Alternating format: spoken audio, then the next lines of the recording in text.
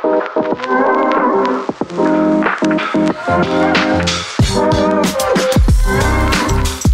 everyone, I hope you're having a fantastic day and a wonderful week. Welcome to another episode of We Aren't Dead Yet. I'm Emily Armstrong, creator of the ttrpg system Quests and Quarrels, as well as the settings Beckett Build, Culinary Punk, and Elder Space. I'm here with Dazzlecat. Hello, I am Dazzlecat. I am the creator of the ttrpg Meaty Bones, as well as the worlds of Pangorio and Hypnosium. I am here with Sapha. Hi there, my name is Sapha Burnell. I'm a best-selling cyberpunk and mythpunk author and an editor for a small press. I've been in the fiction sphere for more than 15 years, and I'm going to remind everybody today, don't worry, there's always something we can do, because we aren't dead yet.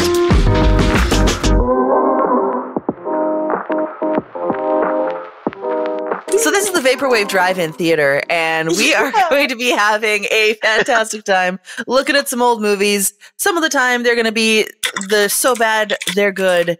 Let's have some fun with this. Other times, they are going to be movies that make you think or make you look back at film history and see just how much the movies of our past have been reflected in and have changed the way that we view movies now. So we hope you have some fun, grab some popcorn, and get ready to pair your movie up with the click track. And we're going to start with Death Becomes Her. All right. Are we ready? 3, 2, 1, play.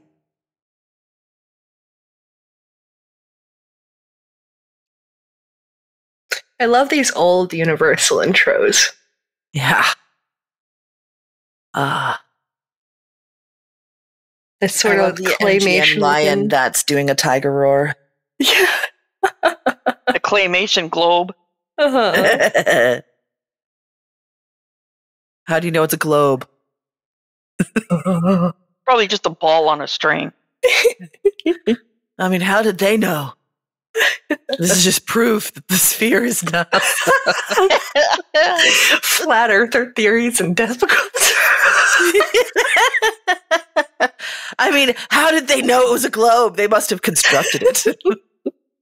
So I always thought that this movie was done before Bruce Willis was really an action star, but this was smack dab in the middle of the Die Hard series.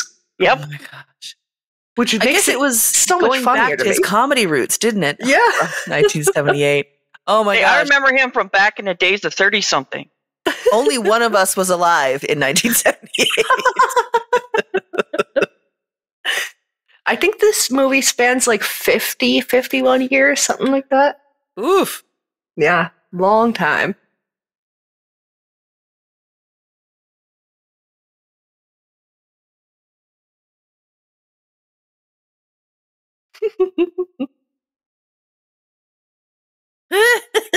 Talk about waking the dead. See? It's not just now that people are toxic as an audience. It's universal. Forever. I wish I had a fake playbill recreation of that playbill. She was so gorgeous in this. I mean, she's still gorgeous, but dang. I want those earrings. Right? The blue eyeshadow is very 80s. Yeah, I love it. The blue that matches the outfit. Yeah.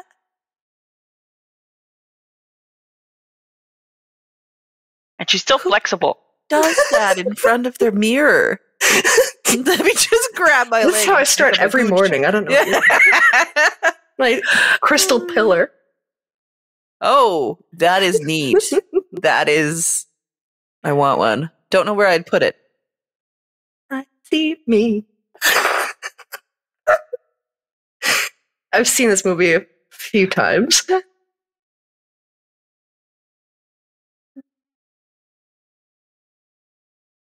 Wow. Nice attempt at being Marilyn there. It's taking everything in my power not to sing along. The box hat. She enjoys this role way too much. Mm. I think you have to, otherwise you're just going to ruin it.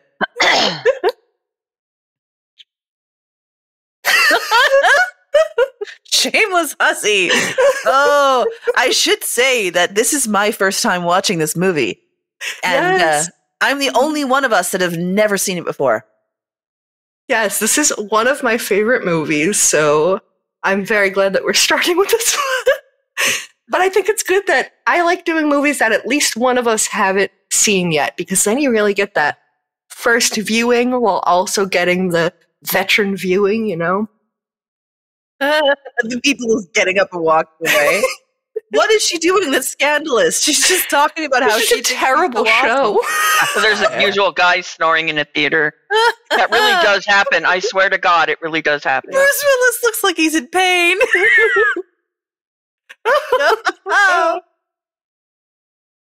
Oh.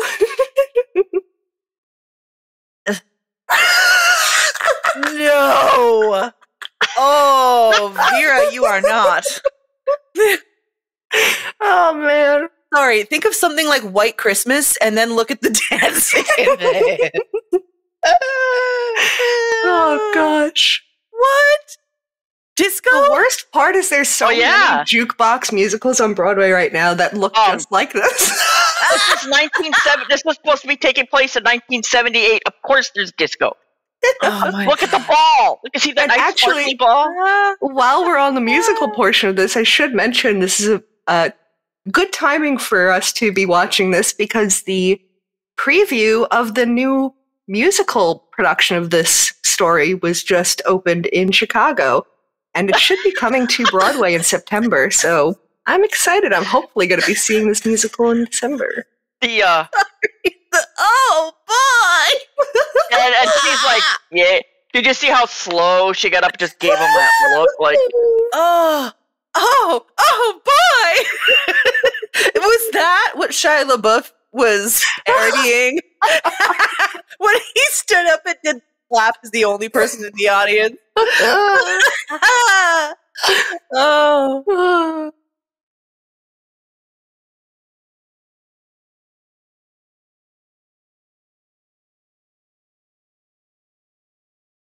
Oh my goodness. Oh boy. Oh, you Stunning foxy lady. If I walked into this room, I would be like, well, so much for the marriage, I guess. Let me immediately cover my shame.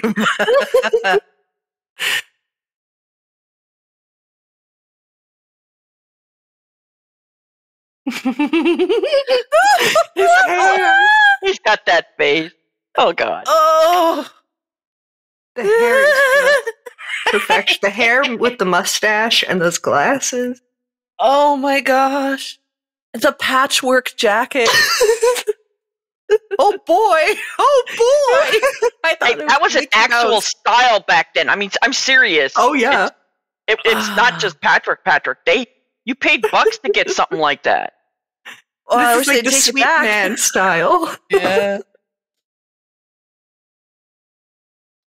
Writing thing. Wow, how to dismiss. Wow, she sounds like my mother. Triggering all the writers listening.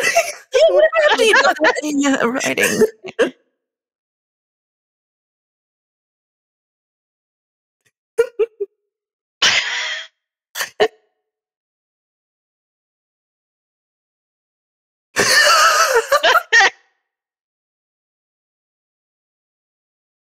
They released a preview song of that scene on YouTube, and it is so good. The music is stunning from the musical so far.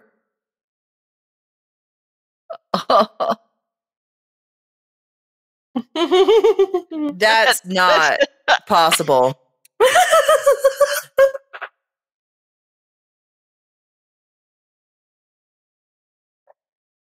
She shows up with flowers, and you think it's a professional opinion?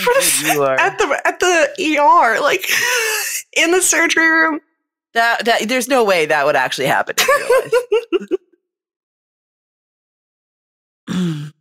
life. Back in the, I'm not going to say it. No, I'm gonna This poor woman.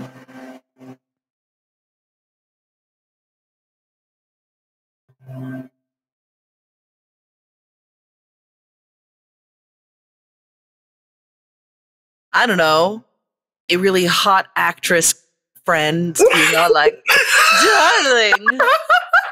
The hard cut. Yeah, and look who got married. It wasn't her. Yep. Oh, poor Goldie Hawn. Oh, is that Goldie Hawn? Yes. Yeah. Yeah, this is really a star-studded cast. Oh, that's oof. Oh. well, hello. Bodacious butt. You know, every time she bends over, you could treat her butt as a table, man. Look at that. Yeah, it's always cats. Dude, have some self-respect. Oh, gosh. I'm always terrified because I am positive that this creature lives inside me somewhere. And I can always, at any point, turn into this. Those are cans of frosting. Those were cans of frosting? Yeah. Oh. Oh, girl. Losing one guy doesn't mean that you still... The donuts and the snowball. Eating well.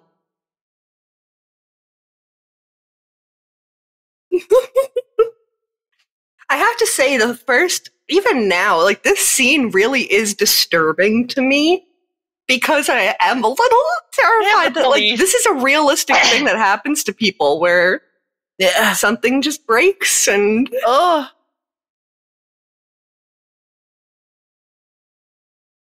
Because, as a reminder, Death Becomes Her is a comedy, but it is also a horror movie. And I do think that this is a bit of the horror of this movie. Yeah. What can happen when you break down?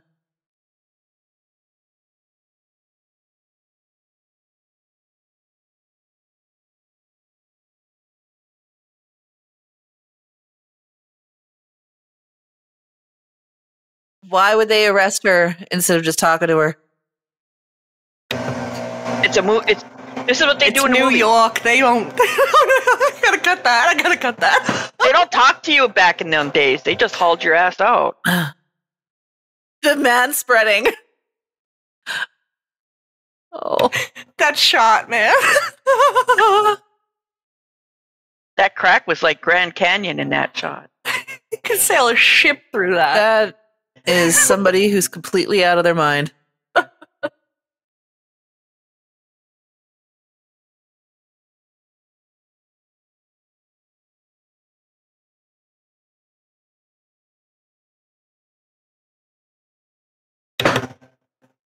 Madeline Ashton.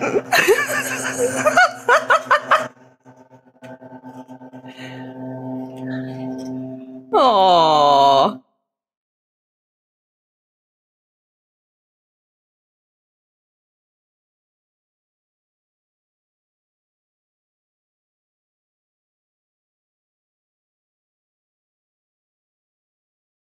Oh, tough love.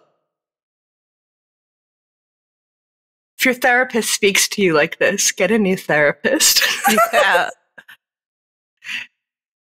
But this is, I feel, interesting commentary because unless you really address that core issue, you're not going to fix the other issues in your life. Although, this is not the way to fix your issues. And like the thing too, you're not 1 pound lighter. Like, ooh, so that's your first go-to? No, dude, you have a mental issue. This woman is controlling your life. It's, you haven't even lost a single pound. Like, dude. Welcome to the 70s male and lens, 80s. anyone? Yep, it was really like this in real life. Mm-hmm. They're just perfect. It's the way world worked back then. Yeah, there are some things in this that I think nowadays we're like, ooh, yikes. But it is a product of its time. And I do think that we will also be, as we are right now, commenting on the things that are a little yikes and pointing them out as they happen.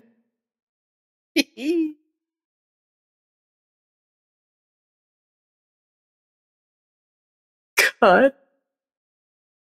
It's turned into a Cronenberg film out of nowhere.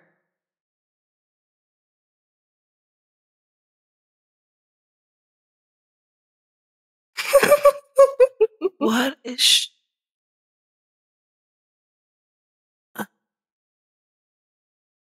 This is too close to how I sleep. neck pillow and stuff? A million pillows, neck pillow, sit up.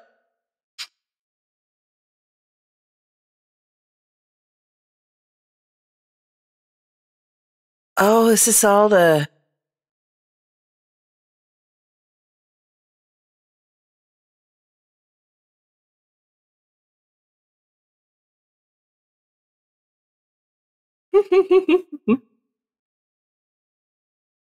That laugh.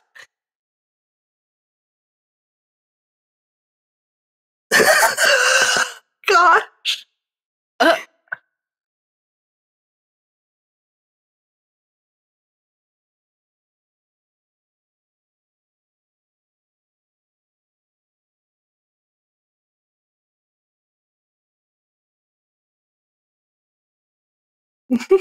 Mm-hmm. Why is he on the floor? Let's see in a moment. I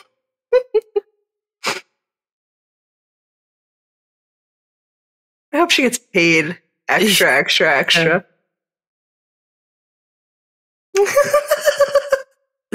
That is Caesar with Mott's Clamato, not sponsored.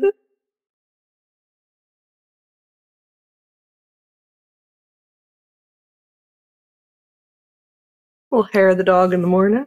Oh gosh.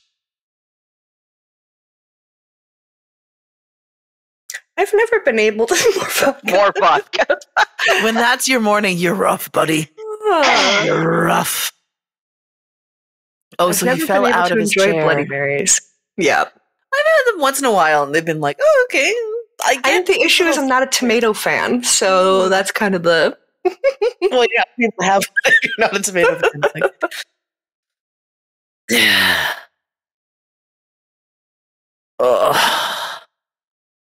I get on these spurts of like Throwing his scalpel at the juice, but- dartboard.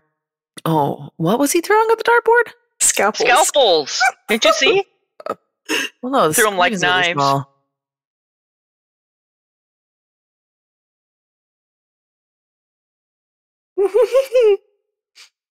As we said, this is a product of its time.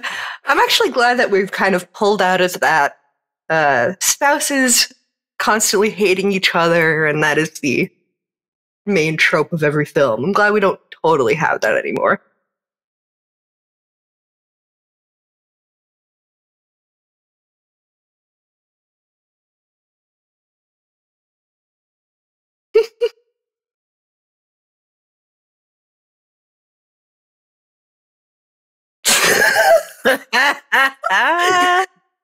Imagine this was your job. Fixing the O faces of famous people in fathers did that. Yeah.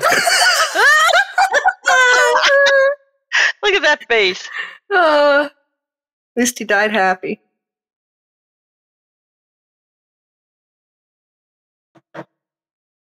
These sets are so gorgeous. I've been lacking on commenting on these sets and the costuming, but they're stunning. Everything that is done in this film is like to the nines. What is that? I love that door.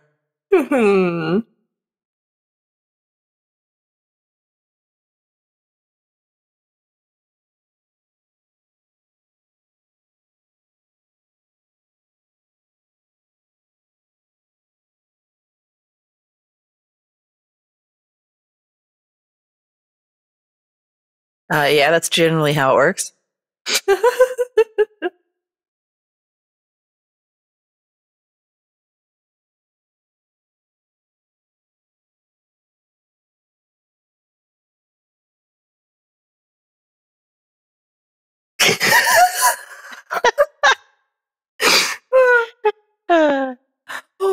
evil narcissist. I'm still not going to comment on that. And the giant scrunchie in her hair. There's a lot of commentary on women aging in this film from back at this time period, and I think it's interesting how it is still so relevant and how so little has changed.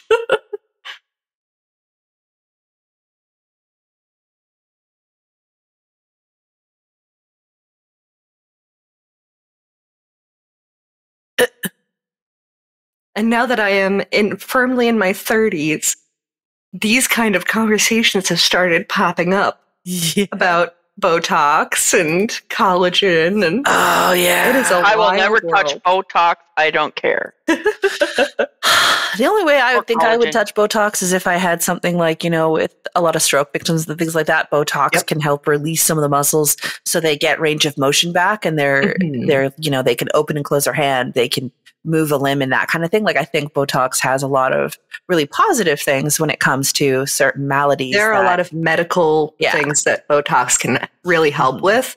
I think I won't use it for like wrinkles stuff, but I also have a condition where I won't need those kind of things for a little extra time. So I'm a little lucky in that sphere. Yeah, and like it's come up. I'm in my 30s, and it's definitely come up, and it's come up as conversations with my spouse and I about different cosmetic procedures and things like that. And my spouse is very staunch on no, you're beautiful. This is the person I married. I don't care. Like, this is you and this is life, and don't worry about it. But there is a lot of pressure, like, oh man, do I need a little lip filler? What if I, just a little, but I tend to, I have a beauty routine. It includes face masks and lotions and serums and, a whole bunch of things like that. But nothing permanent. Yeah. Nothing permanent. From your hot marriage to now this in 7 years. Yeah. Could you just not breathe? I have to say, as somebody who's married, I feel that. Yeah. Every once in a while. Could you just breathe a little lighter? Once in a while. Yes, exactly. Can you just not breathe so loud?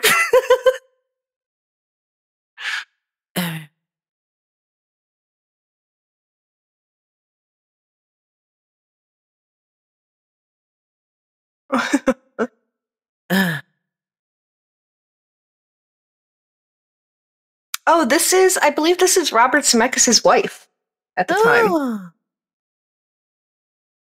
I was like, there's something about this woman. I can't remember what it is. I'm pretty sure she's I believe she's also obviously an actress, but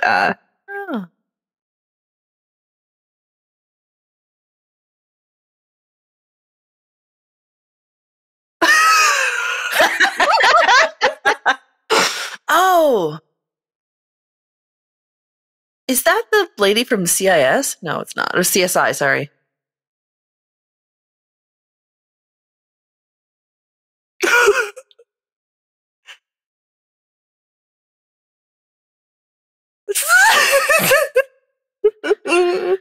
What do people expect? This is Annie. This is job done. What do people expect? How much wax goes in all that? So, like, really? Yeah. Well, a weird fascination of mine, I guess not fascination, but because it is something I'm looking at when I pass away, is green death, the green funeral industry.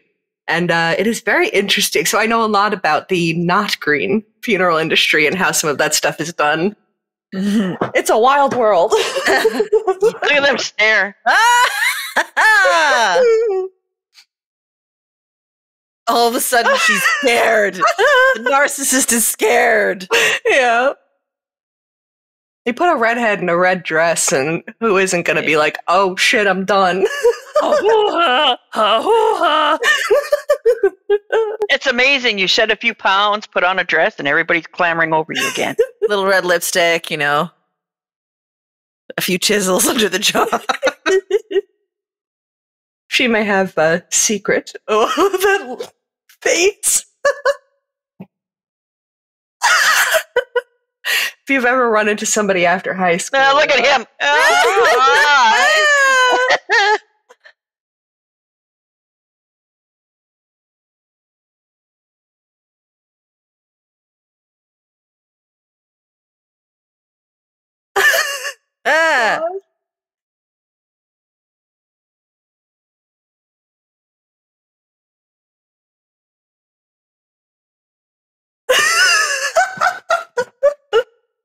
Goes to the opening of an album.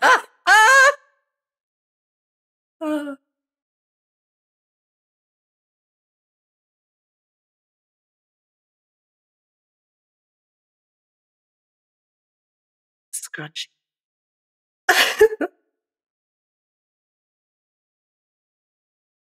The fact they're fighting over that man, who constantly looks like he is standing in his parents' bedroom door, like I threw up. He doesn't look like this is going to be good.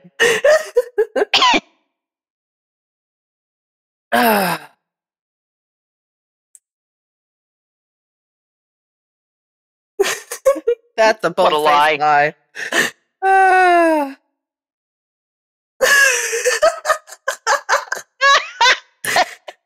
Gosh.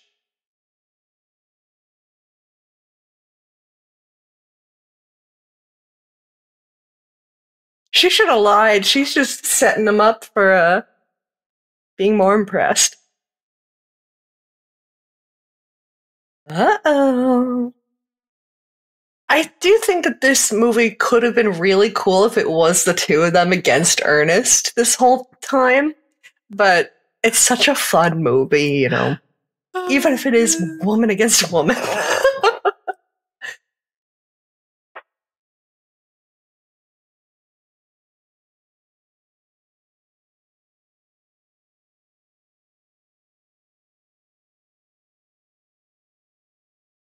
Oh, my dog ran away. What a face.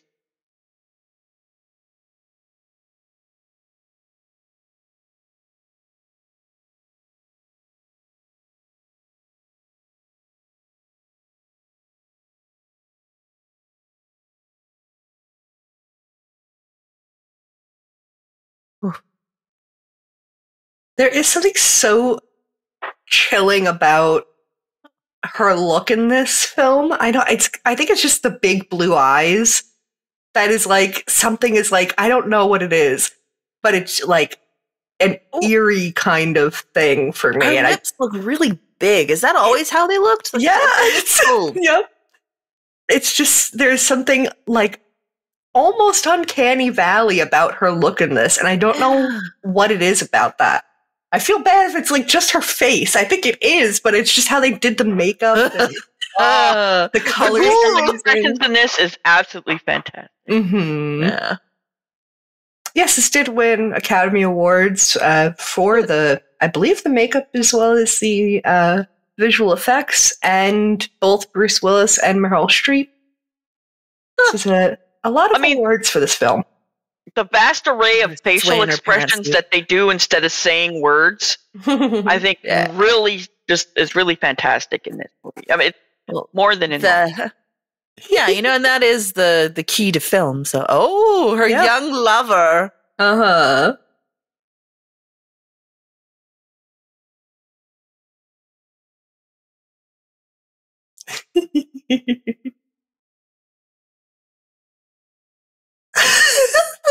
Dirtbag.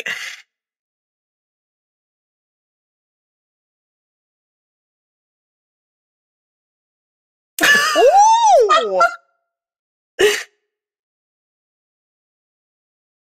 Madeline and Helen are ruthless. I'm trying to lie quickly.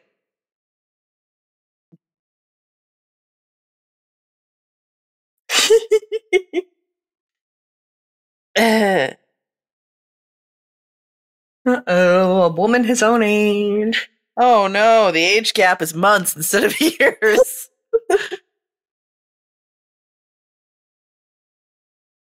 I'm doing you a favor here.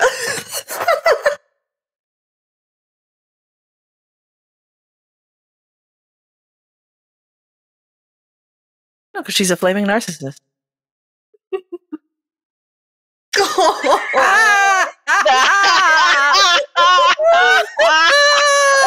I love that wipers on the headlights. Yeah. This movie, Wow, for all the she's comedy driving and horror and like stuff, it does. I feel like it addresses some legitimate issues and concerns and problems that aging women deal with. Oh yeah. It's difficult. What's one of the hardest things to do is age in an environment where it's like, oh, suddenly you're expendable. Mm-hmm. Oh, there she goes. Oh wow, that's a lot of beauty products to have in your bag. Yeah. How many foundations do you need?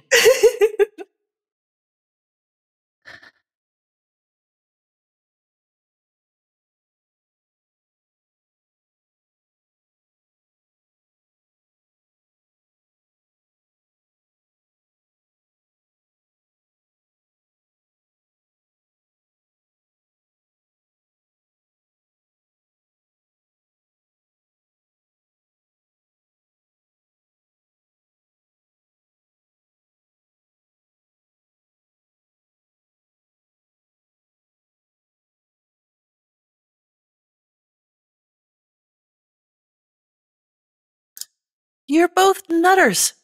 What? The look of the Yes. They're both totally off their rockers. Oh. They are. She has spent all of her time since last seeing her obsessing about Madeline. Oh my gosh. Oh yeah, that's why the doctor said you need to stop.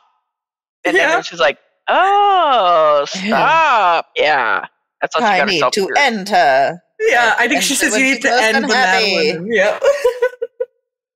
So this set here is a miniature that they built. And it is an incredible miniature. I mean, there's obviously like a set that they go on to. But when you see the big shots of the manor and stuff overlooking the manor, it's all a really intricate miniature. Really gorgeous work.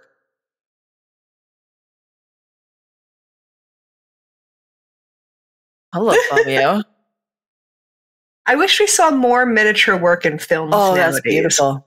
Yeah. This whole set's gorgeous. There's just nothing like a physical effect. Mm-hmm. Just the physical presence of something right there. I mean, yes, we can do incredible things with CGI, and CGI is amazing, but seeing an actual physical effect, a set, the actual things that you can touch and feel and hold and look at. This is one heck of a foyer. Oh, yeah. I think this movie is actually a phenomenal view into kind of what you can do when you merge primarily practical effects with some CGI.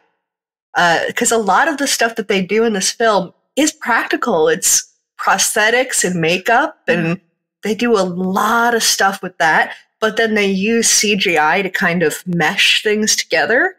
And I've always thought that that's kind of the best way to use CGI in these kind of situations, is to do as much practical work as you can and fill in the gaps with CGI. Yeah. And that's kind of what this film does, and it does it in such a good way. I mean, it really was a complete change for the time. Nothing had been doing it.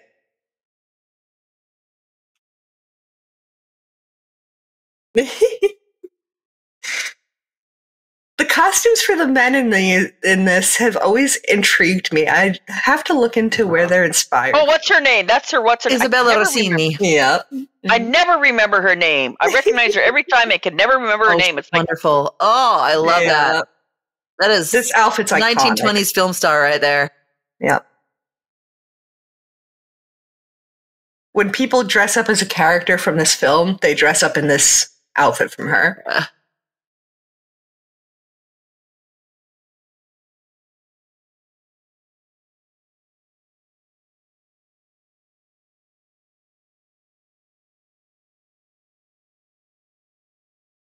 She's so perfect. Mm-hmm.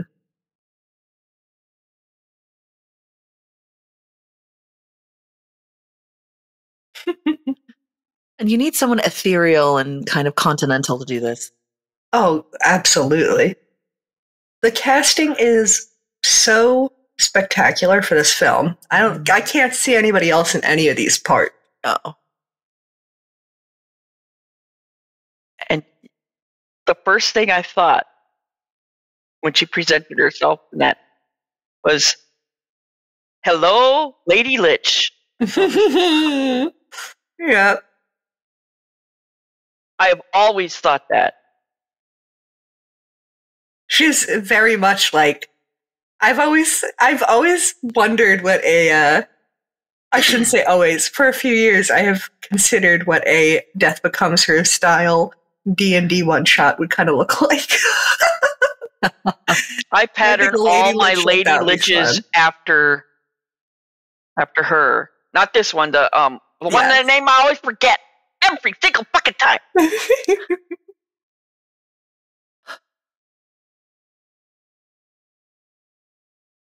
Of what?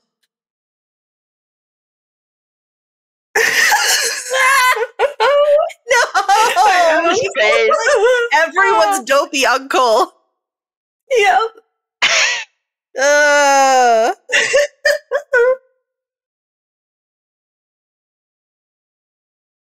Sexual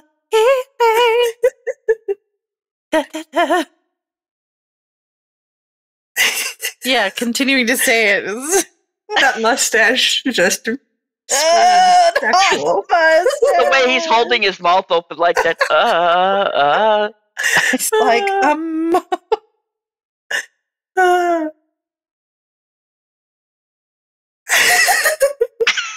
This is one of my favorite Bruce Willis roles.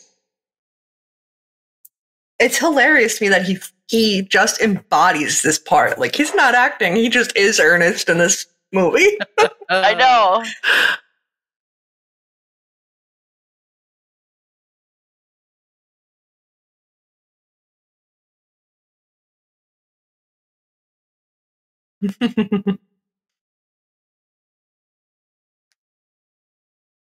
Yeah, she's so good. Yeah.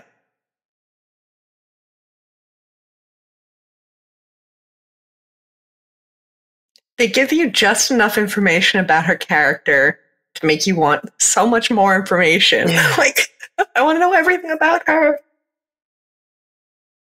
The dagger. Oh. Mm-hmm. Everything about this movie is like so thought out and well done. And There you've got an Ankh.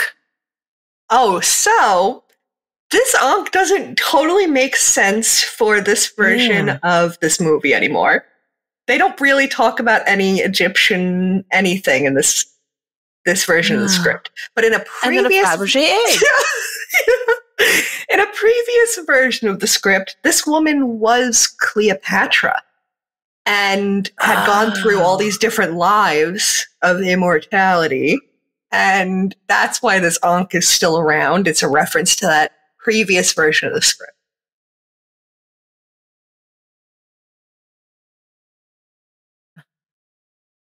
Like, this is beautiful practical effect mixed with CGI. Yeah.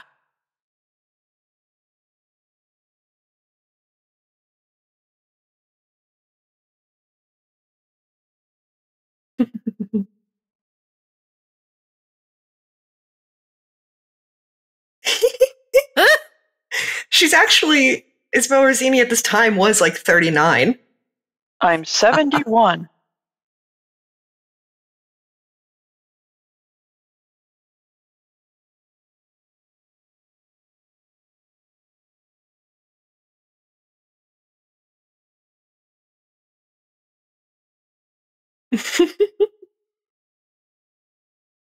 Which, I mean,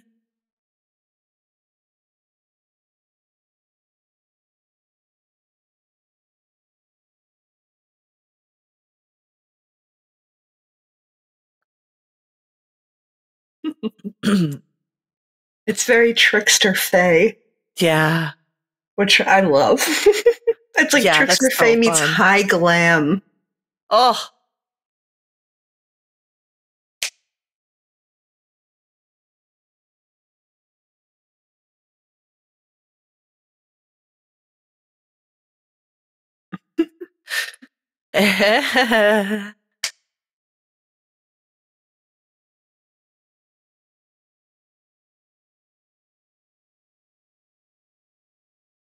Some more fabulous effect work coming up in a moment.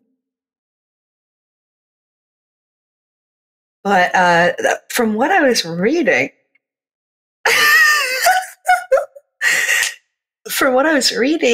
Meryl Streep really did not enjoy filming this all that much, filming this movie, because there was CGI and it wasn't really that big at that time, I guess, so she wasn't used to acting with CGI stuff. And I can understand that. I can understand being a little frustrated acting to a prop instead of a person. Yeah, and I think that comes to the changes in technology and how they affect actors' performances. Yeah. You know, you look at something like the Star Wars prequel movies, and you have incredible actors. You know, Hayden Christensen is not a bad actor. Neither is Natalie Portman. I mean, she's an incredible actor, and so is Ewan McGregor. Like, you've got so many incredible people in those roles, but everything is kind of wooden, and there's a few reasons for that. Number one, I would say, is because of the extreme use of blue screen. Yep. Throughout the entire thing, and not having anything to kind of react to. Yeah. And having to, you know, think of all of that. I absolutely agree that is they're getting used to that whole, and that was some of the earlier like full room blue and green screen that they were doing. So yeah. Anytime and you they come had across nothing but some boxes covered in fabric on that movie, but yeah. Mm-hmm. Yeah. I think she said at one point Meryl Streep was like acting to a broom that was a stand-in for Goldie Hawn. Like, that's gotta be wild to get used to. Mm. And you're having to have that all in your head, but there's nothing to react to. And then you're the one who has to react to everything, not based on, you know, there's no give and take. It's just all, there she goes. Now a warning.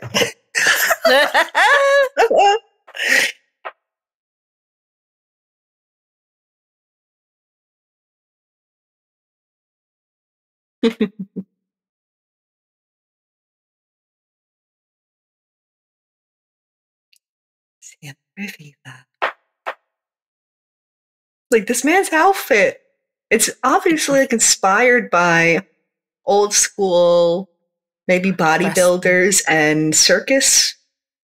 Not sure. Very interesting to me. Here comes one of my favorite things in this whole film.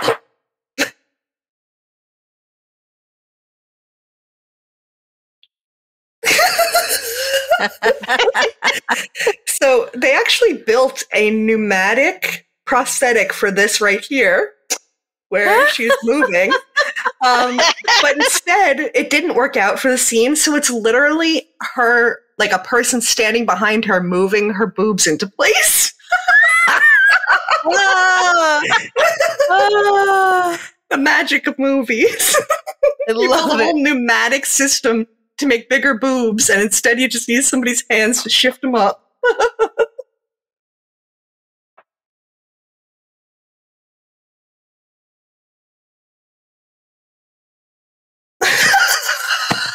Good Lord.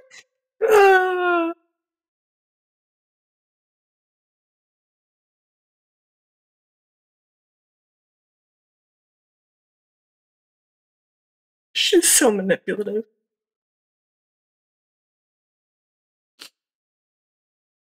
Wait.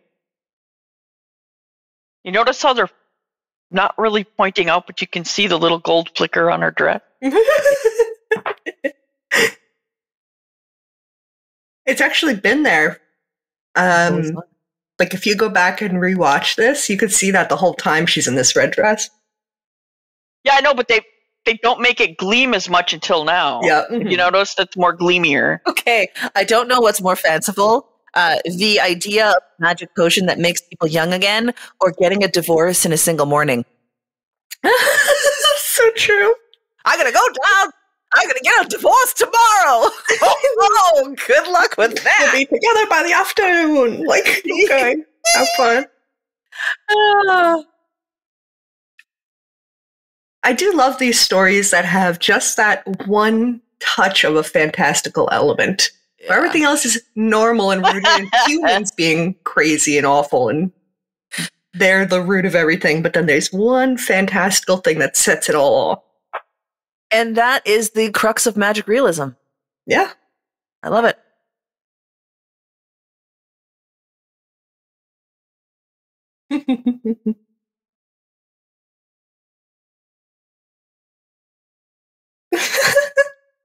His face. Well, I don't know why he doesn't do more, or he didn't do more comedy like that. Oh my goodness.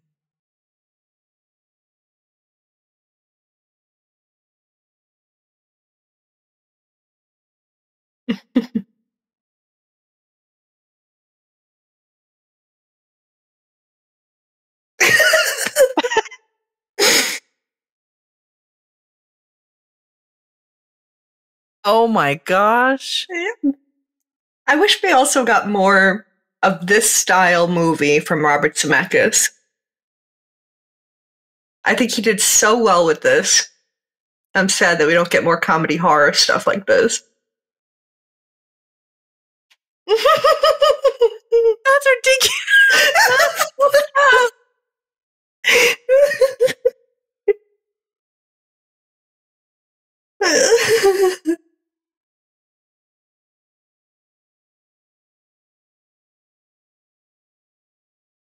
I love that they're both in white.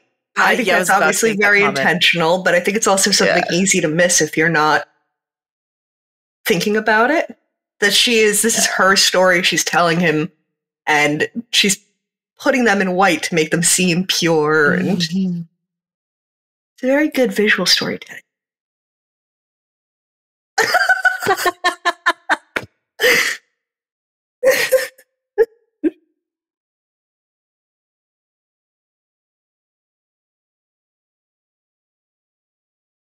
There was also the fire in his glasses until that last second.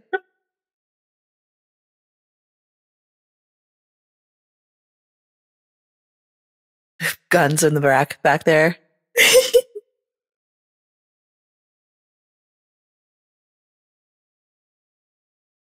You know what is so funny is you just mentioned his guns.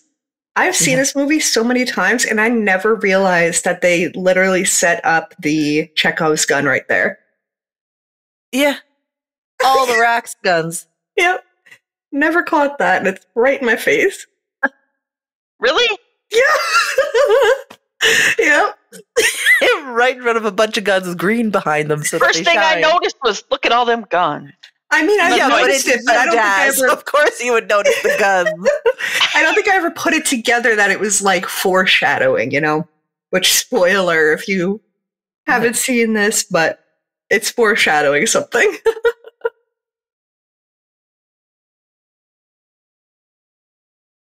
Sneaking out.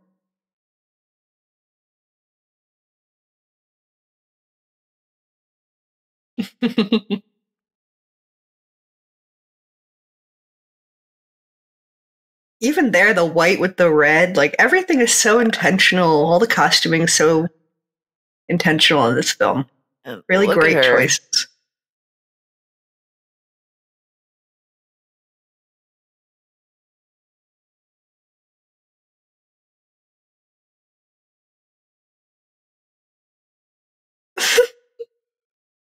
And his little cardigan sweater. Does he have the elbow patches? The proper. Oh gosh, I can't see. I don't see any patches. I had one sweater with elbow patches, and I loved that sweater so much. I don't know what happened to it. It made me feel so intelligent.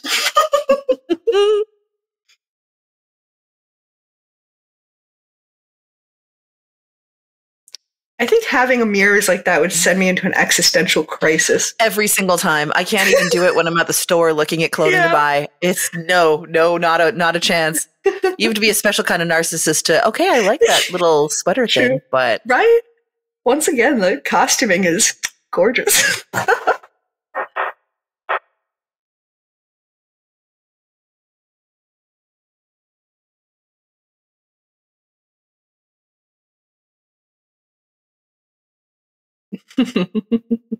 Oh.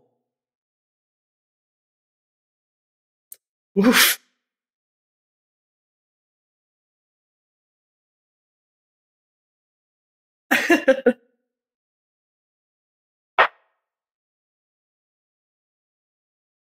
Ooh. Ooh. Never call Madeline cheap.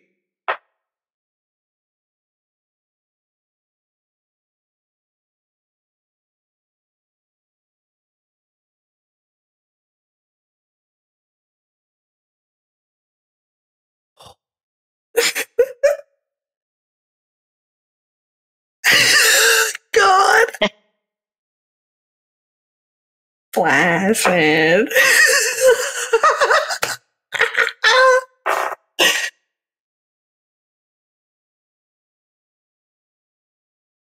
Ooh. Woof. Yee.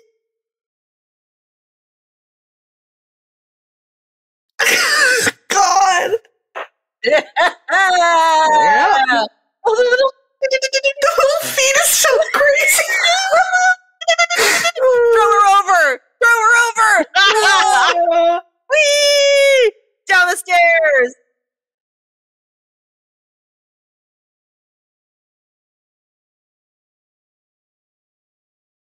No, it's a bitch!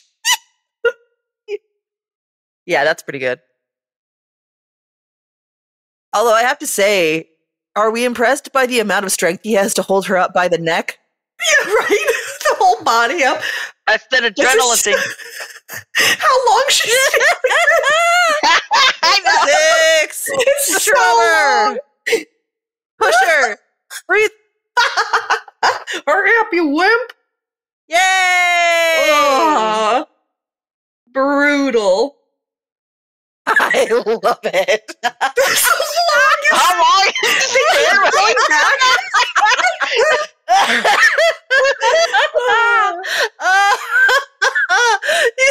That's how you do a stair fall. That's how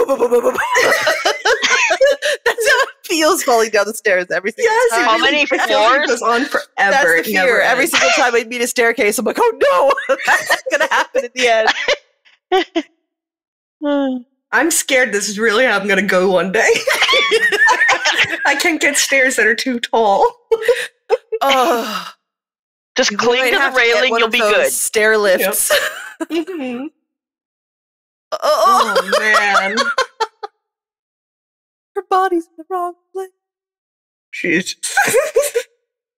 Oh, poor Madeline. Poor Madeline. I feel bad for the dude. Oh boy. It's Oh boy. boy. Oh. Now that Ernest. kids is called a telephone, and it was plugged into the wall. What's really wild is kids today, probably this back in my day, a lot of people don't have home phones anymore. They just have their cell phone numbers. They don't have a home number. And so the idea of not being able to answer the phone, like it becomes a different thing because it's like, oh, I'm sorry, I wasn't in the room. I didn't hear it. And now it's like, what do you mean you didn't answer your phone? It's glued to your hip every single day. There must be a reason you didn't answer. They're just doing shirt.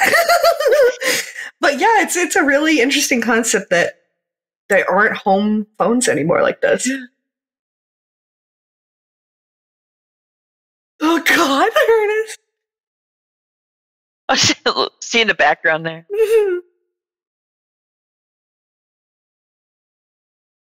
This scene in particular has Background. really affected how I do some of my horror, actually.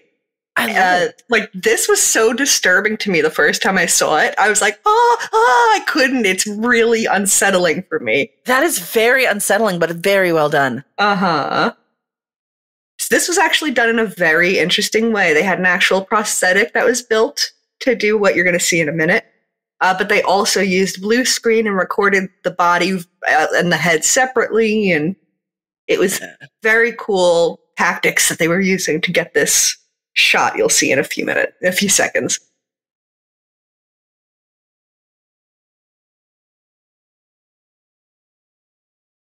Oh, it's terrifying.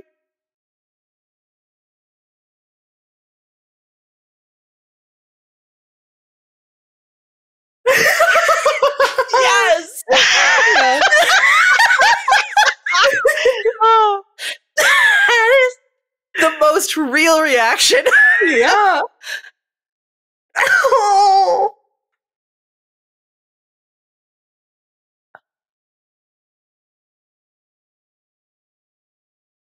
But this specifically, how her head is twisted here and her neck is led to like the T-Rex skin and stuff in Jurassic Park, how they managed to do the human realistic like flesh. Wasn't really done before. They were worried. They were trying to do this entirely practical, but she wasn't interested in that, and they ended up doing it partial, practical, partial CGI. My ass!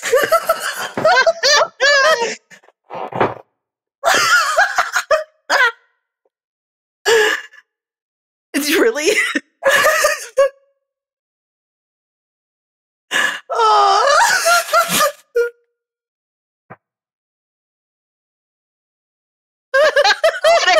reacting that now.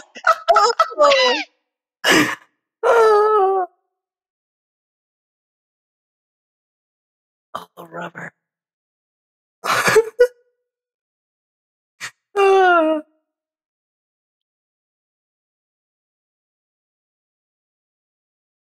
I know this is completely fictional, but I'm always slightly scared this is actually going to end up happening to me one day. Oh, it's terrifying.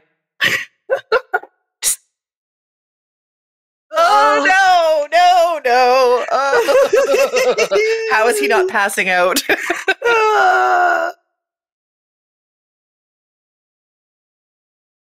Oh, man. Oh, no.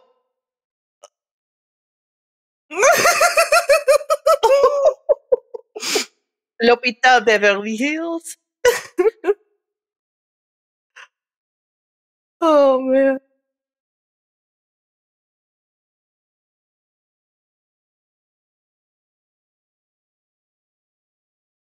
Whoopsie.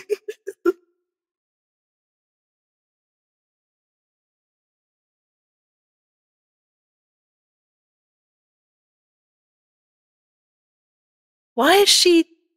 Do they have like a temperature? It's a little hard to see, but she has a temperature thing in her mouth. Why? Old fashioned. That's how they used to take it back in the day, you know, with an actual. But why would a doctor? Yes.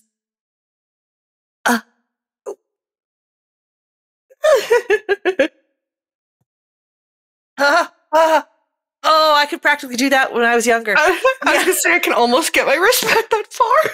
Oh, in the last couple of years, I've gotten so much less flexible, but I used to be able to put my fingers on my arm. Mm-hmm. Yep.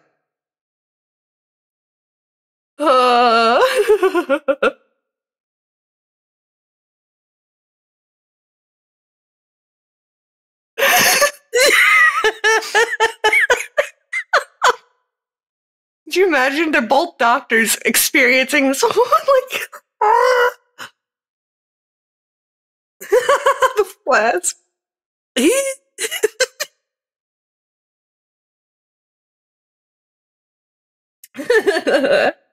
The funny thing is, there have been times where people have listened to my chest and not heard anything.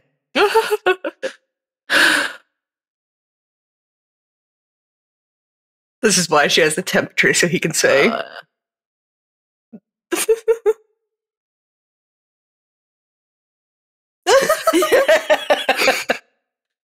The two doctors just completely out of it.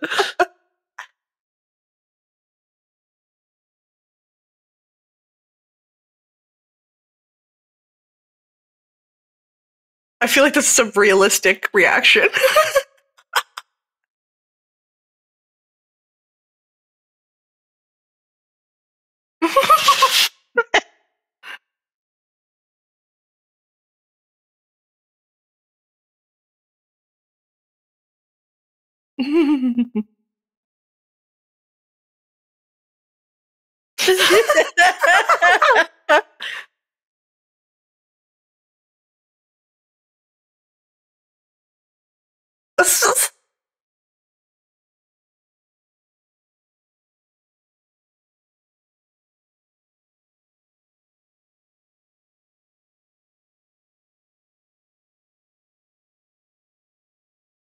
Well, yeah. Hello, you've become a law. I violated what law?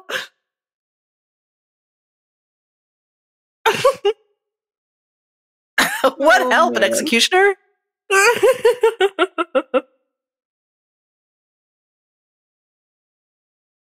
Oh, look at that.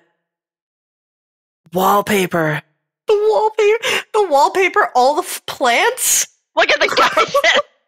The wallpaper matching the curtains. The drapes, the plant drapes. The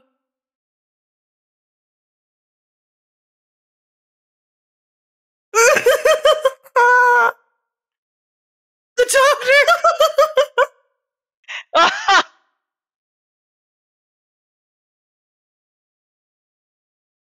Uh-oh.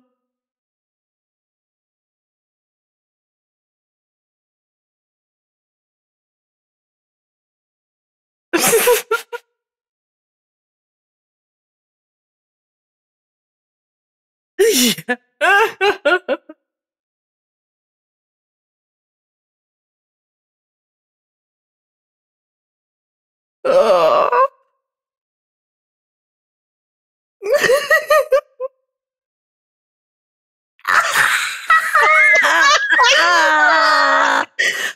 So good. Oh my gosh.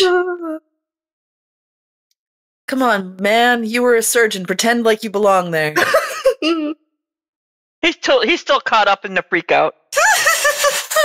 Oh, the nuns on the track. Yeah. That is great. Nowadays, kids look at that and they're like, oh, yes, it's one of those wheelie things that moves when you move your body weight. And you're like, no, that was a special effect. Mm-hmm. Yeah, I think that is something that, like, we've obviously been talking about some of the special effects in this, but this really was stuff that hadn't been seen before when this came out. Obviously not the track thing, that's been done a million times. Oh, yeah. But specifically the stuff with the body horror of this was stuff that hadn't been done as a mix of practical and CGI. That is a large morgue. Yeah. I love the fridge, like the kitchen setup. It feels like this is a bank vault that they were like, let's just pretend it's a morgue.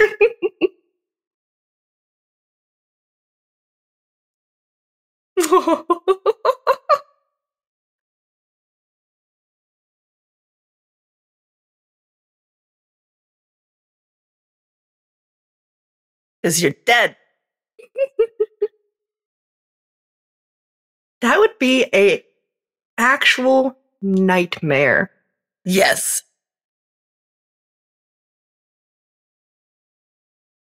Although, as soon as they opened it to do the autopsy, they would realize that she is very much not dead.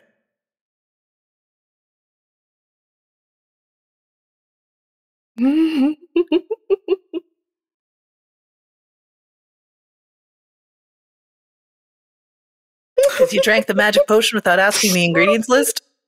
Yeah. Yeah, that's all of the lovers she's had.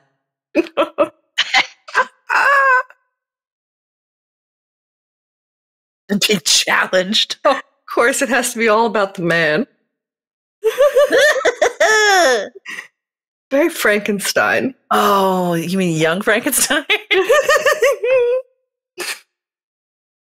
I'm considering if we do cover a Mel Brooks movie, it may be Young Frankenstein. We will see.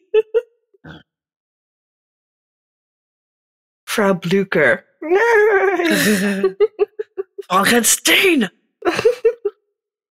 I have to say I love her outfit here too. I'm gonna keep every time I see an outfit I love, I gotta mention it, but the beret. It's really hard to wear a beret and make it look nice. Uh-huh. It's not that hard. I had to wear one with my uniform every day. Well, every day I had to do formal work instead of just actually work part. Oh, nice work. That had to be a stunt. Yeah. She didn't break her fucking ankles in those heels. Kitten heels. Like you think, oh yeah, I want something easy to wear. I'll wear a nice little pair of kitten heels. Yeah, so you have the thinnest, tiny little heel ever. Oh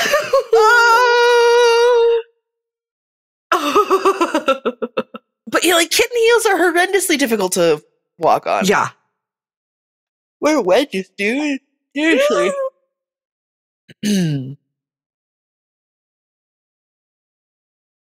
Yeah, turn your lights off in the middle of the California. I got to give a shout out to Alan Silvestri, who did the music for this film. Amazing composer. I always love their work. This film has such a fun soundtrack for a horror comedy. Very, very Beetlejuice vibe. Yeah. Which I will say Beetlejuice is in my top 3 film scores of all time. So such a good score. Yeah. Well, he's an undertaker after all. Is he embalming her? He is touching her up.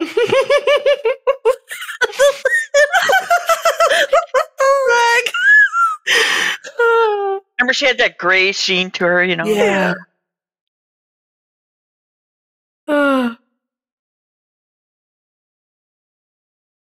Kiss the shaft.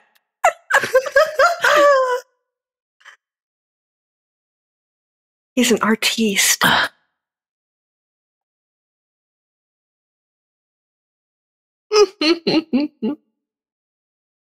Nothing like doing procedures on the pool table.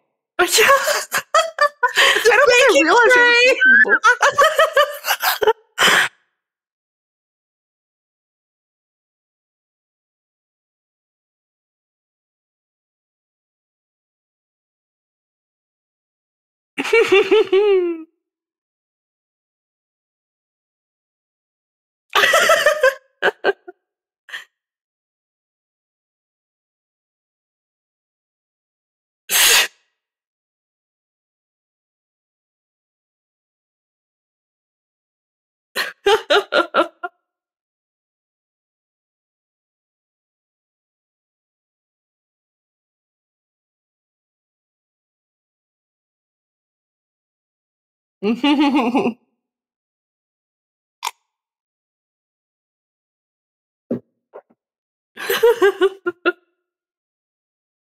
I love that defined funny line.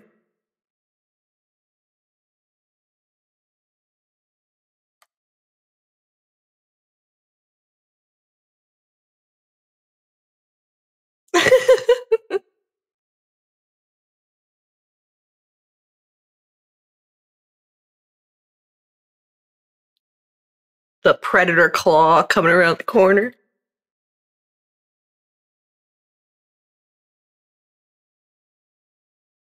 That's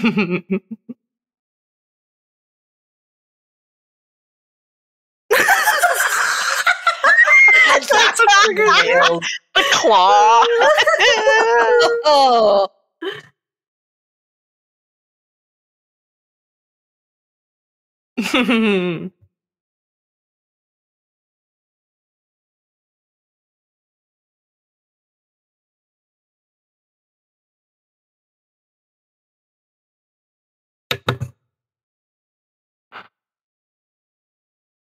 There was a fun little trivia where if you combine their nicknames, it's Mad Earn Hell, like Mad Earn Hell. Yeah.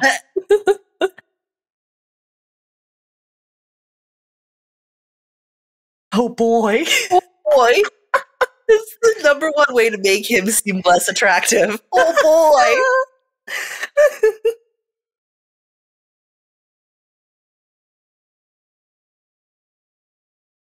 Uh-oh. Double take. You really don't see double takes like that anymore. But it is such a funny little campy thing. Oh, that scream. Oh.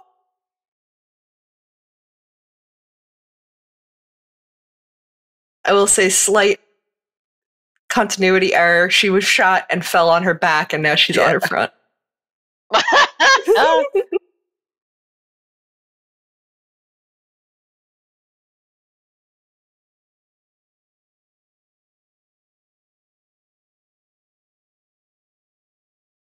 Mm-hmm.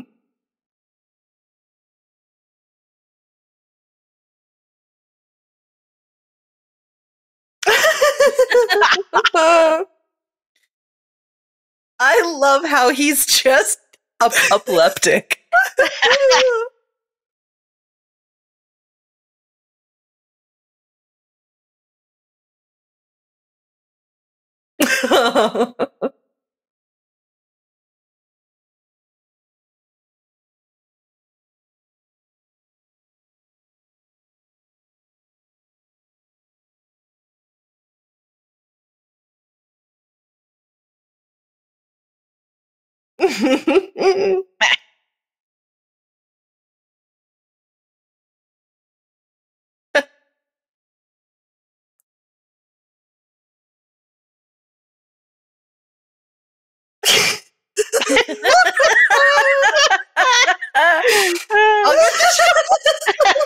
Every single person in this movie is crummy. Oh. Yep. I think that's one of the reasons I love it. I love stuff where everybody's just not a great person, you know? They all deserve Making each bad other. choices.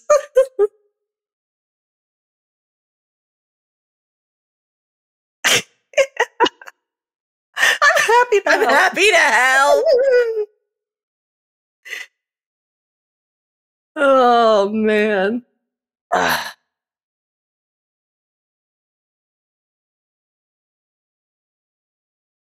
Now, this was I believe, a whole piece that they made so that they could have that water pour out of it and stuff. But then, obviously, like, this is CGI.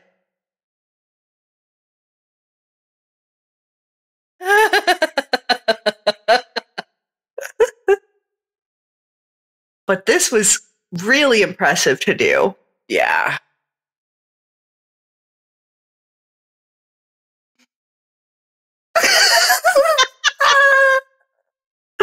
Use your blouse? Oh, what nice thing.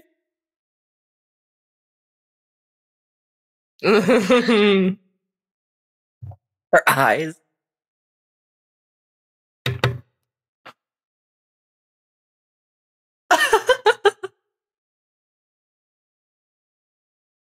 I love that shirt that Meryl's wearing, though.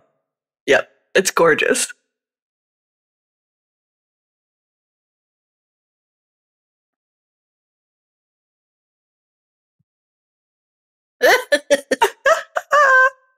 Like Goldie Hawn with the wet hair and the almost white eyes. The whole is really unnerving.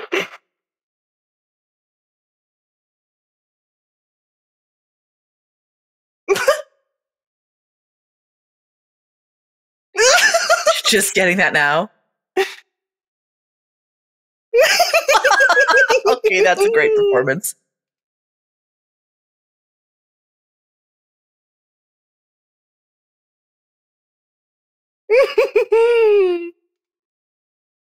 Oh. Oh no! Oh man! Oh, oh! You gotta be kidding! Oh. The body horror is real. Yeah, It is. Oh, it's almost better that it is kind of practical effects going in there too. yeah. Because it's more creepy when it's practical effects, not just CGI. Yes, so that's a big. I really believe that mixing practical and CGI is, in this kind of way, is how to achieve peak horror. I think what we do nowadays, where it's almost all CGI, is too much. It doesn't keep it realistic enough to be unnerving. Well, but this is so close to almost entirely real that it's jarring. There is something about it. You know, there is something about that uncanny valley. There is something about our kind of, you know, just the way that our brains have developed over time that we can see, we can feel that sense of artifice. Yeah. And when it's a practical effect, it's something that actually exists in the space. It's a big difference. It is hard. Just the idea that she scored a bullseye is like, yes, wait, no. In the scene, I don't know when, at some point, they got a little too into it, and Meryl Streep actually got Goldie Hawn in the face with one of the shovels, and she has a scar from it. Oof. Put your head on straight. Oh, that rubber skin thing. Yeah. Is it?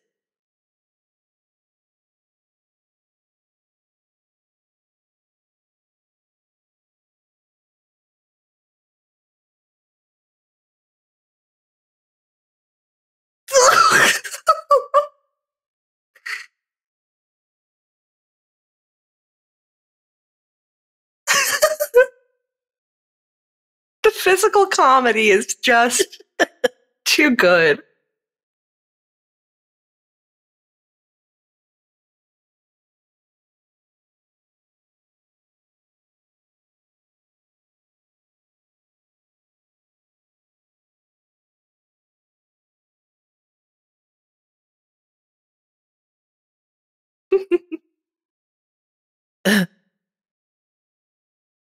Such teenage girls. Yeah. I'm not inviting you to my birthday party. It is like a commentary on how if you let Oh, that is a wicked effect. Yes. That's one of my favorite effects in this Oh my film. gosh. The way That they was did incredible. that is, yeah. Unbelievable. This is such a accurate commentary though on what can happen, especially in relationships with other women, where if you let that cattiness kind of get in there, it can really ruin what could have been fantastic friendships.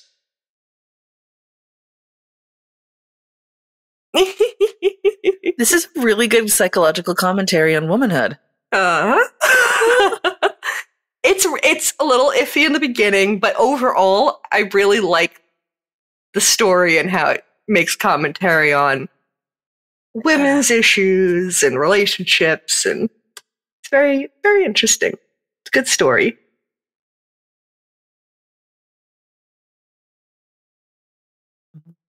Go back to surgery.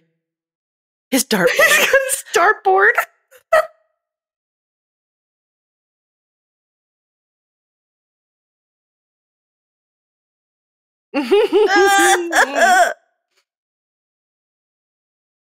I love the necklace as a way to stabilize her neck. It's so good. Goldie Hawn is really good at looking just vacant-eyed creepy. Right.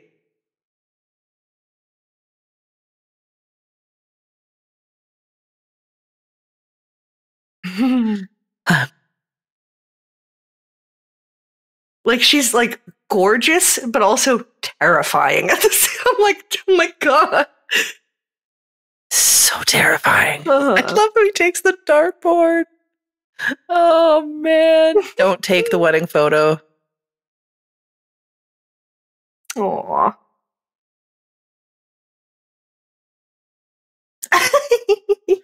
Ooh, I like that body suit. I want that outfit. That would be a beautiful outfit.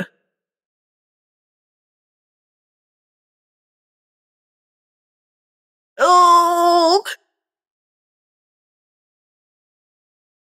it's so wet.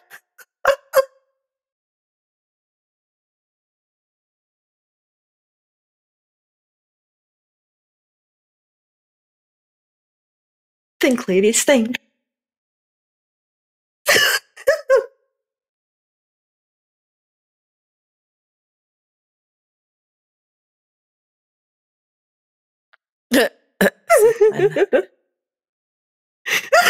We have to respect that. Never mind. They're so awful. Yes, woman friendship's gay, but also these two are still awful people. Yeah.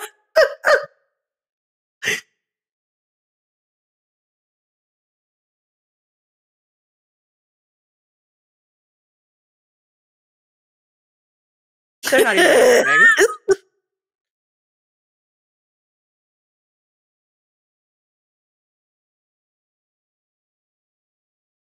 Oh.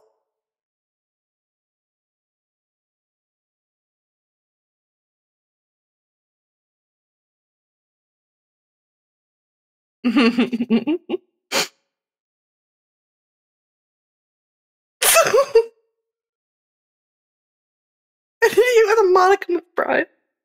That's how I live my life.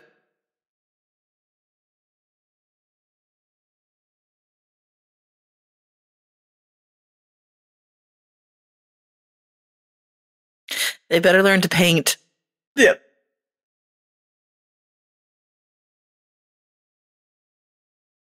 Good job, Ernest.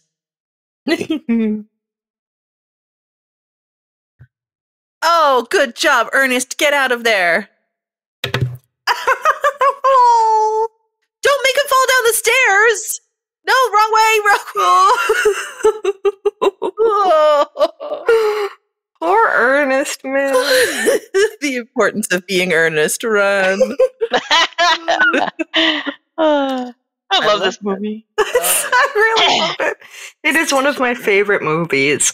It's so fun. The effects are so fun. The music's great. I love how Isabella Rossini's like, when I told you to take care of your bodies, I meant treat them like precious, precious jewels, not hit each other repeatedly with hammers and then get some poor schmuck to take care of it. Now,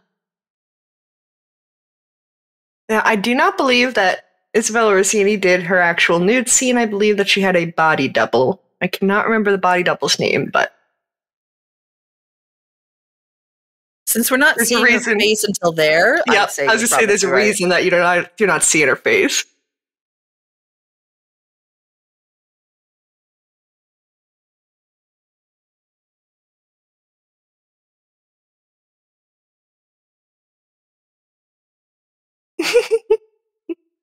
Yep, every time there's nudity with her, you don't see her face. I'm positive that's a body double.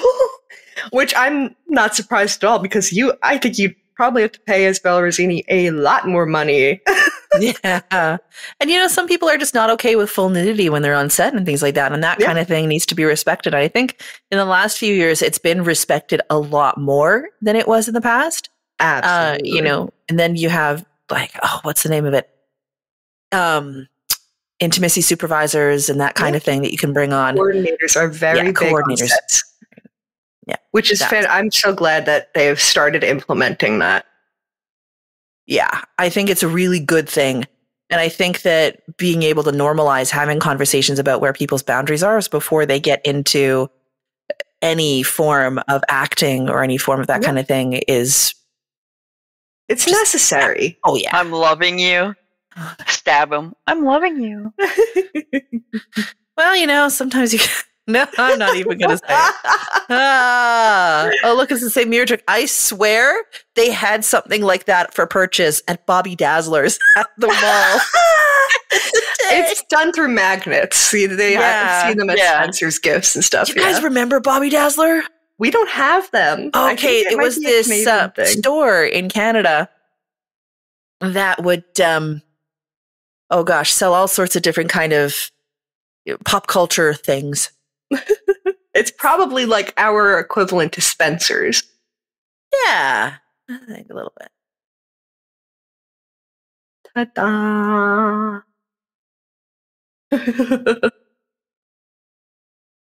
The liver spots.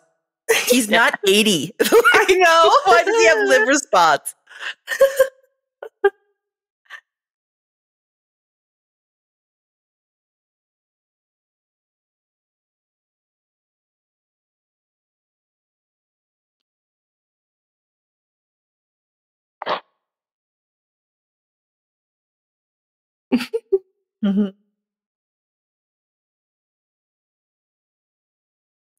I love that dress she's in. Yeah. Outfit. Completion is a very good way to put that. She's not lying to anybody. Yeah, no, she doesn't. Yeah. That's one of the reasons that I really like her character is she's just like, this is how it is, man. You've got a choice. Yeah, she's perfectly valid with everything she's saying. She's not lying at all. Yep. I'm sure it's also a little lonely for her, so having more people probably isn't a bad idea.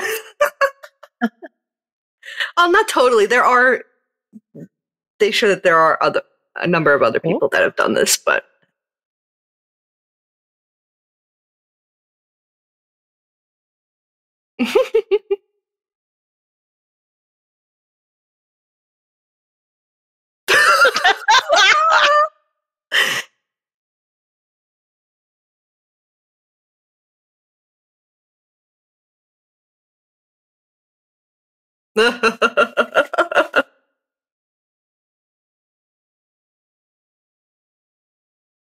That's why I've always been like, if I had the choice, I would never.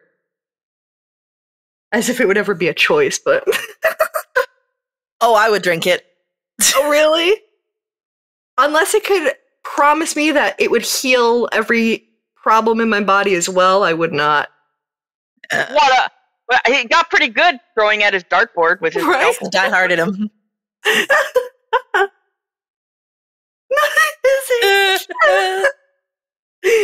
Oh, man.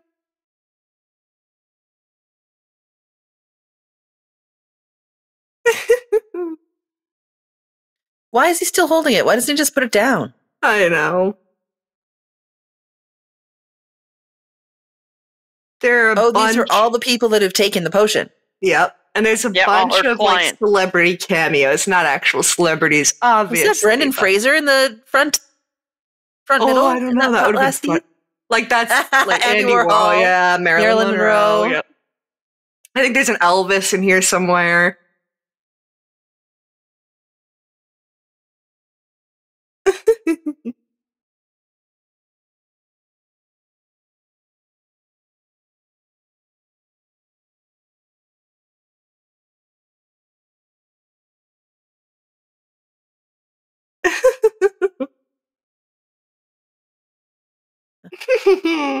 I like that they kind of they explain the universe with this. This is well within the realms of magic realism. So if anybody was kind of wondering what magic realism is, it is very similar to a world like our own, but there's just one or two tweaks. And it's more about the actual psychological lives of the people in it than it is about any form of magic or mystery or fantasy.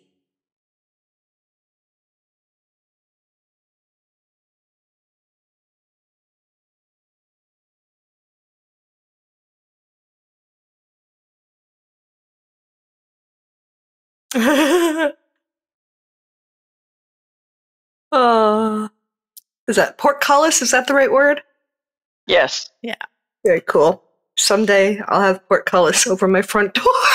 Could you imagine a suburban home with a portcullis? That would be awesome. Just standard front door. Oh.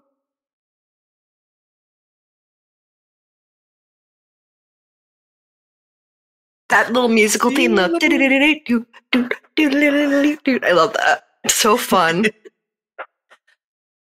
This is making me want to reread the Portrait of Dorian Gray. I'm pretty sure what they modeled this after. I'm sure that there's some inspiration from it, definitely. Yeah.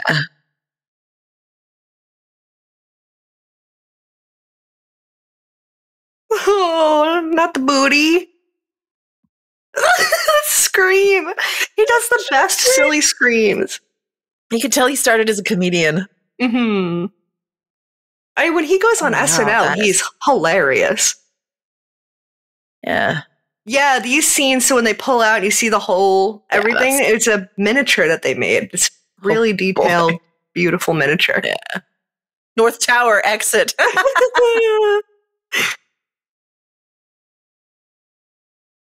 Because even in California, you need to label the exits. The fire marshal on this roof, you need a sign over there. Yeah. Dude, where's your fire extinguisher? This is literally a vampire castle. Doesn't matter. You need to follow code. It's worse than a vampire castle. It's a lich's castle. Yeah. Yeah, I do think it would have been interesting if she was older than she is, but it makes sense why they didn't want to try to make it seem like living all that long was possible. Yeah. Because it is immortality, but it's also immortality at your own care, I guess. And that, oh no! Suspenders! No! Oh. He's getting the worst snuggie of his life. Wedgie and a half. Poor Ernest. Oh, Ernest. Of course, his name like Ernest. Beautiful shot with the miniature and then that.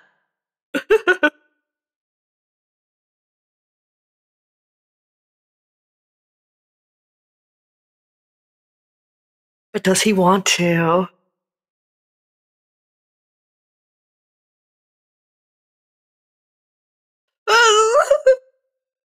What a grim future. Yeah, but this is similar to a lot of motifs in various mythologies, like the Grecian figure who was granted eternal life without eternal youth.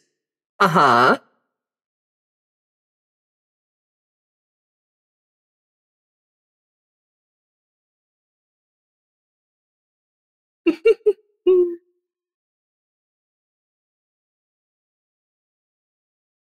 Damn, Ernest. Good job.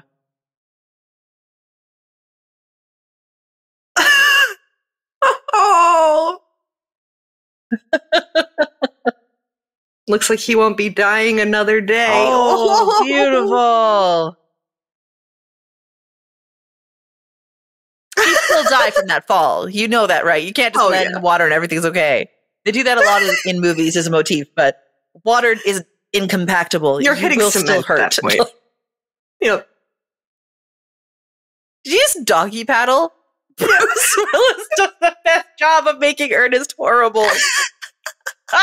Steven Tyler. Oh.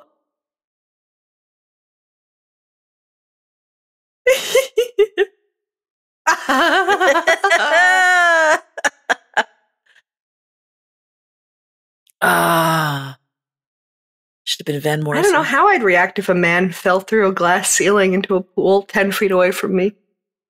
I mean, I know my first reaction would be to call 911. And probably the morgue. Ooh, that's a nice car. roadster. Yeah.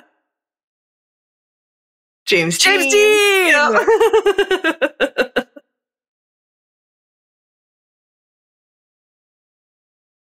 Why do you care now?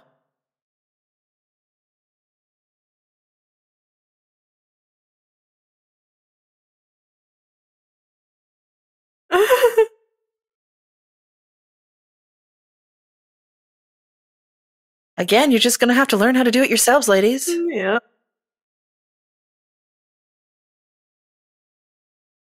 I love the practical effect of that. Like, you know it's just liquid latex or something like that, but it gives a perfect effect. Yeah.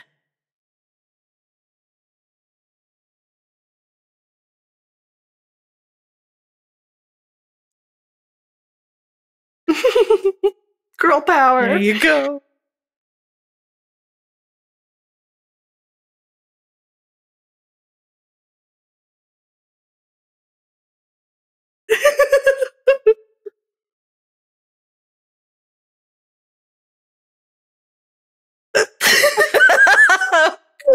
Yep. 37 years later. Show me a fashion change. Yeah.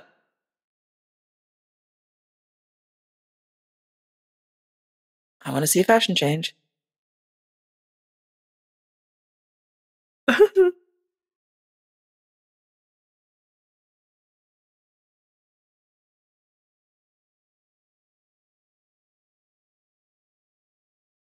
Claire.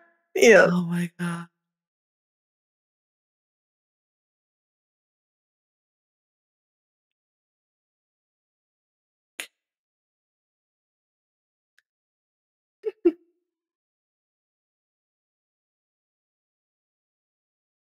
No, not enough of a fashion change. So there was actually an alternate ending that was I believe filmed, maybe not filmed, but there was definitely an alternate ending planned at least, where he had faked his death and they find him later, like the two women are out and they see him later in life. And part of that was that picture that you see is a like kind of photoshopped mix match of an actual picture, a picture of somebody mountain climbing, and then a picture of him aged in the old age makeup that they did for that scene. Oh. So that really is him in old age makeup and then edited a little bit. So it's been like 37 years since this movie, hasn't it? Oh gosh, probably. The fashion's all wrong. This is supposed to, I think that this technically would be like 2029 or something like that.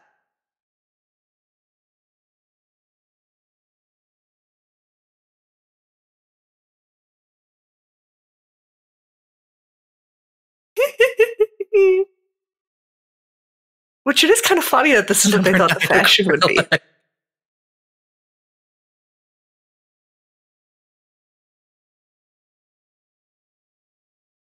Old married couple.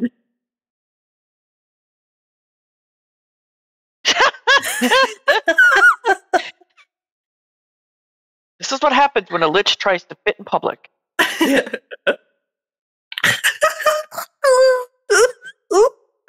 Oh no. Oh man. The way she's walking. Yeah, there's the key I was waiting for. Hmm.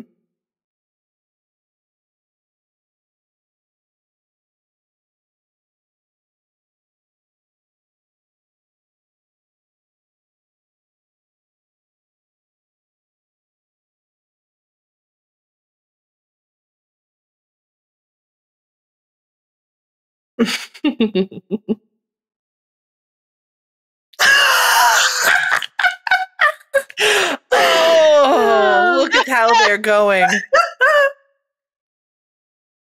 Oh man, they're a complete mess.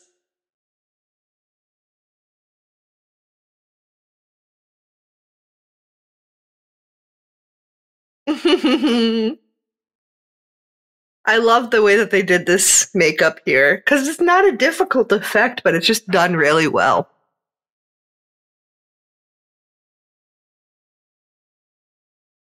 Chekhov's spray paint.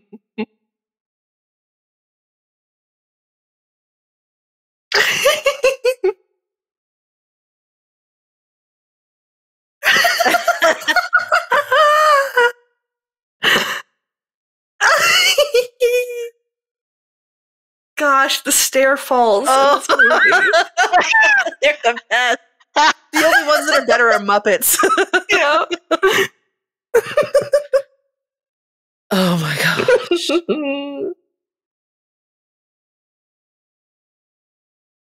Oh man. The swivel sound. The head spinning in.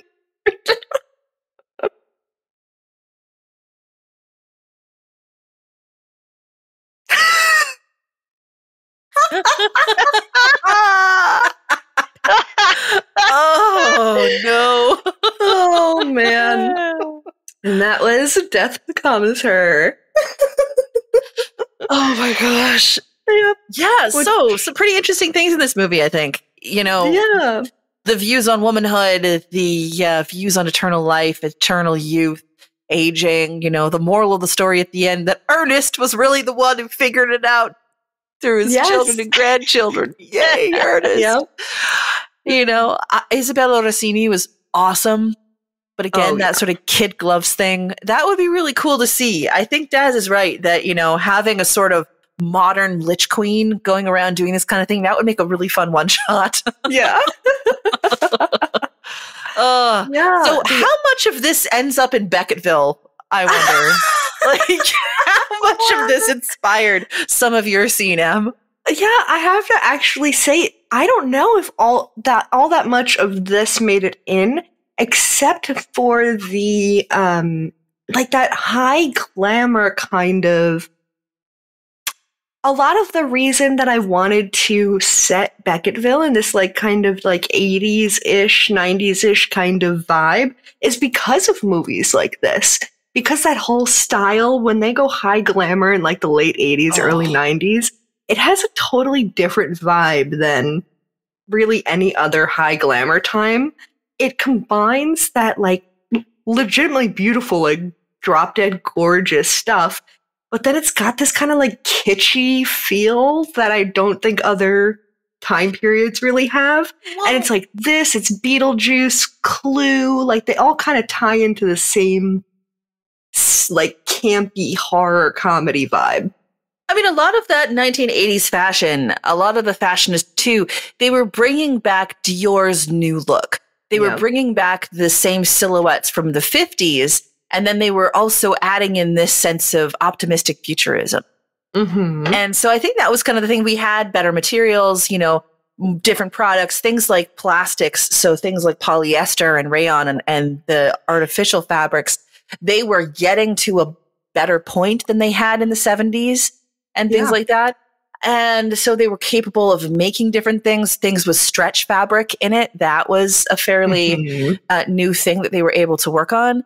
And they were bringing back those 1950s silhouettes, but they were exaggerating them. And so you get those big shoulder pads. You get, you know, the sort of, you know, if a woman is now going to be in the workplace instead of just in the home, and it's more normalized that you'd see a woman in business and that kind of thing, then she's better have those linebacker shoulders and she'd better have that sort of, you know, the suit. But she can't just have a suit. It still has to be feminine because, you know, oh, you can't have a woman wearing blah, blah, blah, blah. So you have the pet suits with the big peplum kind of bases on the suit jackets that Meryl Streep was wearing and things like that. But I really like it. I think that they were calling back to the 50s, you know, to that sort of sense of optimism. And when you have optimism in the culture surrounding you, oftentimes that leaks into the fashion with a little bit more extravagance, with a little bit more kind of zhuzh and color and pattern and brightness and things like that in a lot of the fashion, because they feel like they can spend, you know, a little bit more to make it more lush.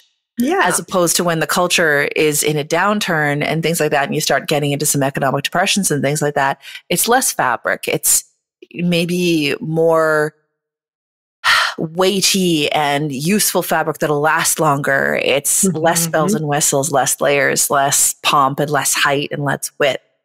And so you see that in the 80s when the economy was starting to rise and certain things had happened. And then now you're not necessarily seeing that as much anymore. Yeah. We have different problems with fashion, but I love the setting. I love the ability to kind of go into that vaporwave feel, going into that sort of new look. Yeah. Yeah, just this whole movie, like the fashion, the sets, everything about it is done so well. Robert Zemeckis really stepped it up. There are a lot of like comedy horror films that were coming out around this time that were trying to be this kind of vibe. And I don't think that they really hit the mark. And I think this film really hits on like the unnerving, not so much horror, but I guess more terror, because there is a difference between like horror, terror, like there's a couple different types of fear. I do think this plays on a different kind of fear where it hits that, like we said earlier, that uncanny valley disturbing level with the body horror. But yeah, I think you've got a point with the sort of the terror versus the body horror versus kind of the way that women were treating each other, you know. Even going back with Meryl Streep's character and it being like, well, do you think I didn't hear what you and the other girls were saying when I was and so you're like, okay, is this elementary school?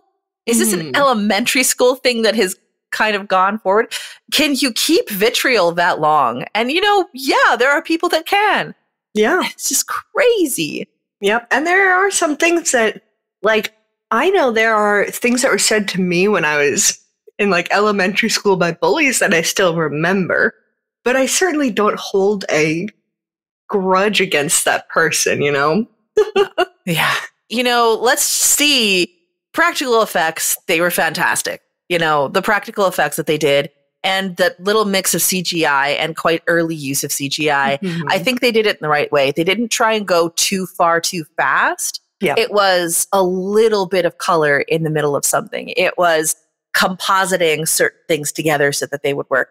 You know, I really liked how they did the practical and the CGI effects in that way, because early CGI, it's so easy to get wrong. Yeah. You know, it was so easy. And yet they did a really good job of matching everything together.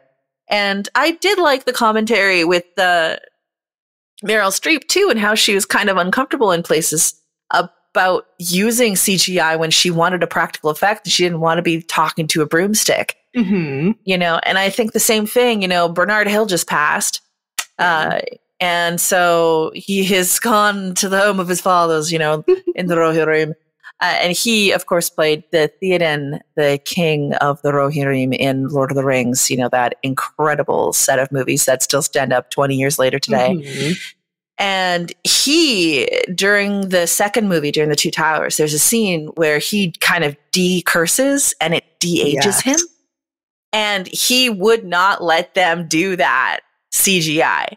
He fought it. And he was like, no, he is going to do that. It is the actor's performance. It's the facial expressions. It's the whole thing. You can't take that away from me. This is my moment. Yeah. You know, this is such a big moment for Theoden.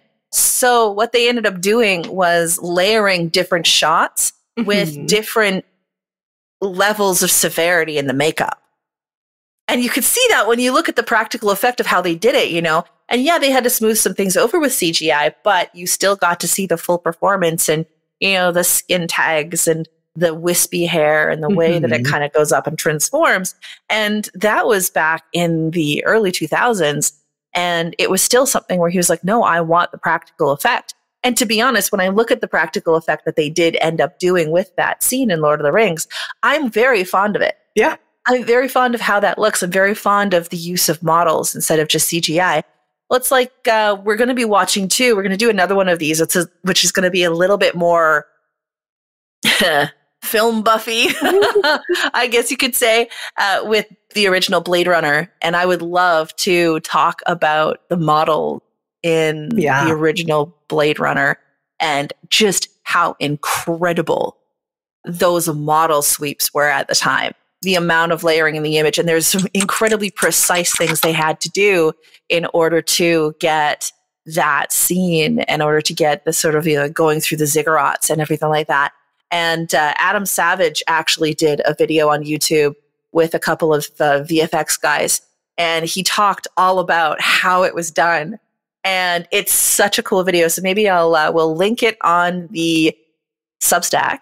So if you go on Substack, we'll throw a note up when we do Blade Runner, and then we'll link the video from Adam Savage, because I mean, come on, I'm not worthy when it comes to practical effects. There's your guy. There's your guy.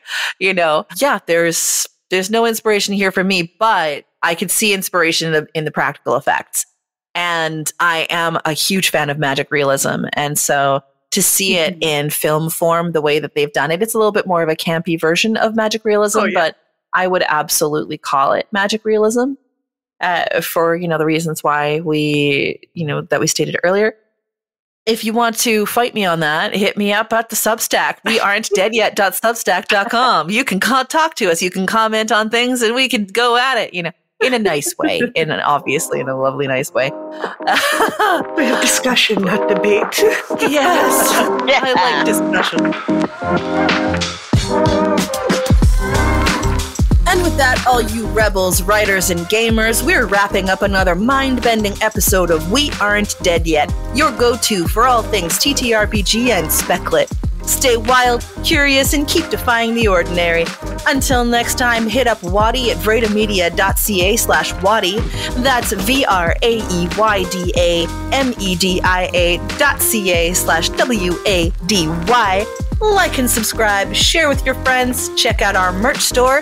We'll see you next week for more news, views, and hullabaloos.